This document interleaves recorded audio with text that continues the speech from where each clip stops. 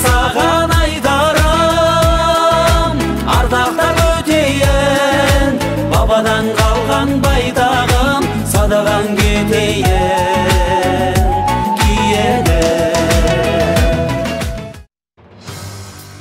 Біздің ғылыми зерттеушілік бағыттағы экспедициямыз Сарыарқа төрінде Ерке Есілдің жағасындағы Астана қаласына жол тартты.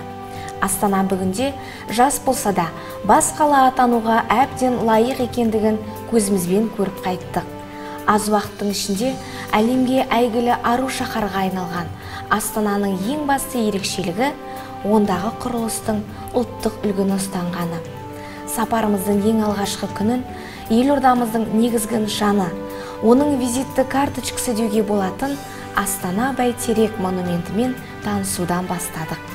Бейбіт өмір мен келісімге ұмтылған барлық қазақстандықтардың мақсат мұратын білдіретін осынау керемет ғимарат бізде болғаны қандай жақсы.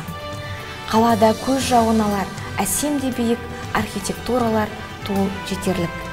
Тәуелсіздік сарайы, бейбітшілік және келісім сарайы, 10 000 орындық ең үлкен күмбезді Хазірет Сұлтан мешіті, православиялық соборды және Рим католиктік шіркеулері жаңа ғасырдағы сәулет өнерінің қайталанбас үлгілері.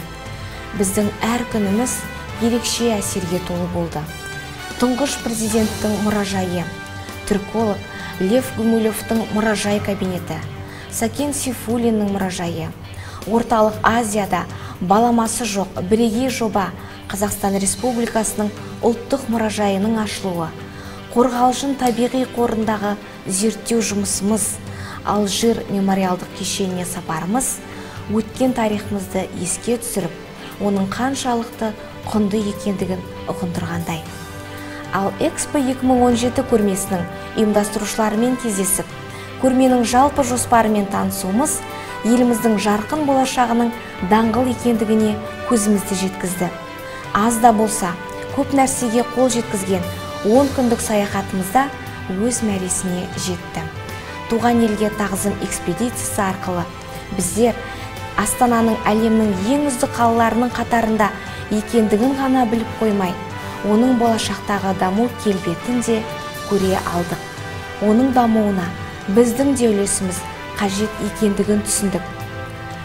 Бізді кең төрінде тағы да күт Астана. Біз де өзің сияқты көпке өрлеген жаспыз. Әлемдік аренада сенің есімің танылу үшін біздің де үлесіміз әрине болады.